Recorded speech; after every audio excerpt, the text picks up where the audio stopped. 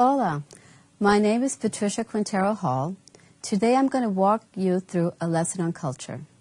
Let's begin. How would you define the word culture? One definition of the word culture is a shared set of attitudes, values, goals, and practices that characterizes an institution, organization, or group. As we think about culture, think about the following questions. Why is it important to know and understand your own culture? Why is it important to understand your neighbor's culture? And why is it important to know and understand our global culture? Before we can answer the last two questions, I am proposing that we first need to look and understand our own culture.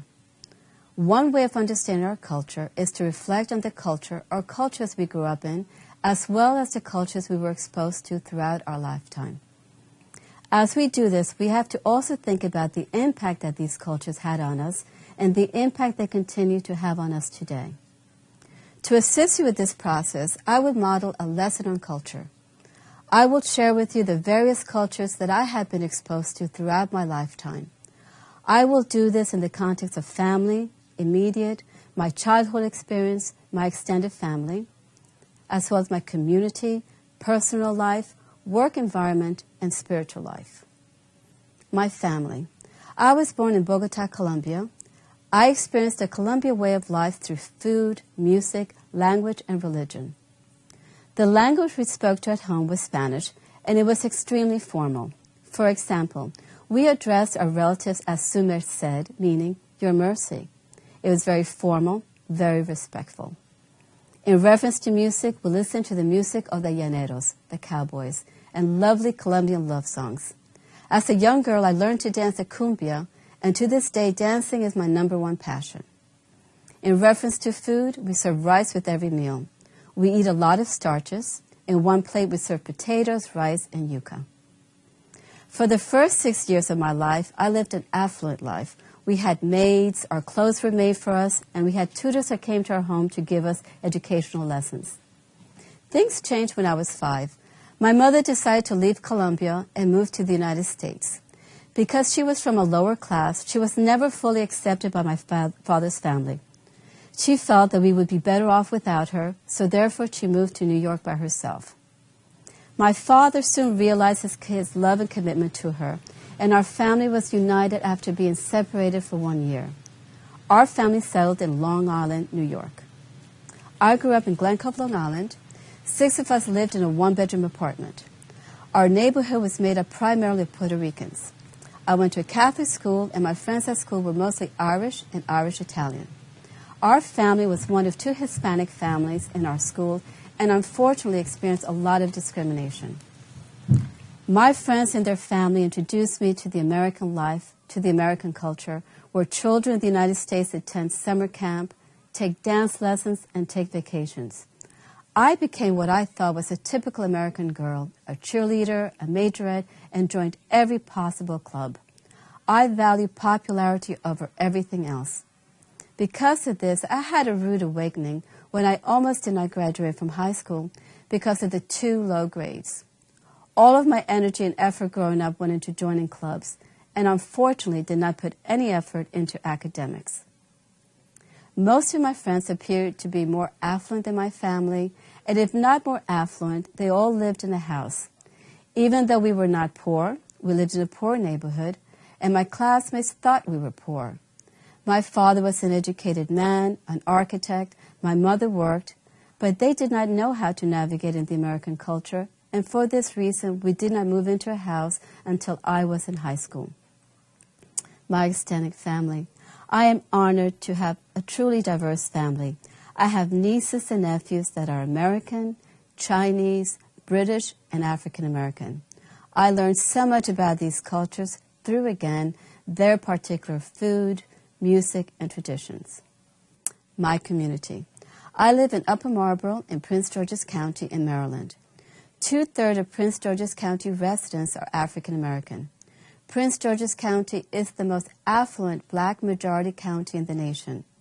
When my family participates in community events, we are typically the only non-black family present. We love where we live because so many of the residents in our county exhibit that wonderful Southern hospitality. I am married to a white man, Northern European. His family has been in Prince George's County since the 1600s. He grew up in a tight-knit community. Most of the families we socialize with also have been in Upper Marlboro for many generations and all appear to be related to each other. There's also a strong sense of family, honor, and loyalty. My husband's relatives had been able to trace their family lineage to William the Conqueror, 1066. Knowing this has given me the desire to find out more about my Colombian ancestors. My personal life, hobbies. I love to travel. In the late 1980s, I worked 3 jobs for 3 months and bought a round-the-world airplane ticket. I did not make it completely around the globe, but I had the privilege and opportunity to visit 14 countries by myself. Because of this journey, I had the opportunity to get a glimpse of the Asian culture. What made my journey so valuable and memorable was that in most of these countries I visited, the community members thought that I was one of their own. I passed as a Filipino, Thai, Indian, Burmese. Someone told me I had an international look, international flair about me. I felt so comfortable in these places. I ate the local foods, attended cultural ceremonies, and visited many Buddhist temples. This trip also exposed me to true poverty and reminded me of how privileged I was to be an American. Traveling by myself gave me an unbelievable boost to my confidence and self-esteem. I figured that if I could make it by myself in a foreign country, I could take on any challenge that comes my way when I return back into the States. Work. I work in a multi-campus community college. Through the various jobs at the community college, I worked on a welfare-to-work initiative. Because of this, I work closely with families that have been on welfare for many generations. I learned about the resiliency of single mothers and the difficulty of balancing family, work, and the obligations set forth by the government. My spiritual life. I am a practicing Episcopalian. My congregation is mostly white and older. In my 30s, I found the Episcopal faith. I find my congregation to be more inclusive, more accepting of gays and women in the clergy. I have just shared with you the various cultures that I have been exposed to throughout my lifetime. Please note that my exposure to these cultures has also introduced me to the drug culture, alcoholism, and mental illness.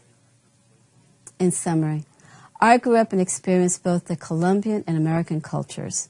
Some of the cultures that I have been exposed to throughout my lifetime have been the American culture, Asian, British, gay culture, and also the culture of addiction. It is important to reflect the cultures you grew up with and the cultures you were exposed to so that you can see what elements of the cultures have left lasting impressions on you. These impressions being positive, negative, or both. After time, it is also important to reflect on these impressions to see whether these impressions still hold true today or whether it is time to look at a particular culture differently. A final quote. Please think about the following quote and what it means. Culture is such an integral part of human existence that it becomes an invisible script that directs our personal lives. Now it is your turn to reflect on the cultures that you grew up in, as well as the cultures you have been exposed to. Your instructor will now guide you through this lesson. Thank you.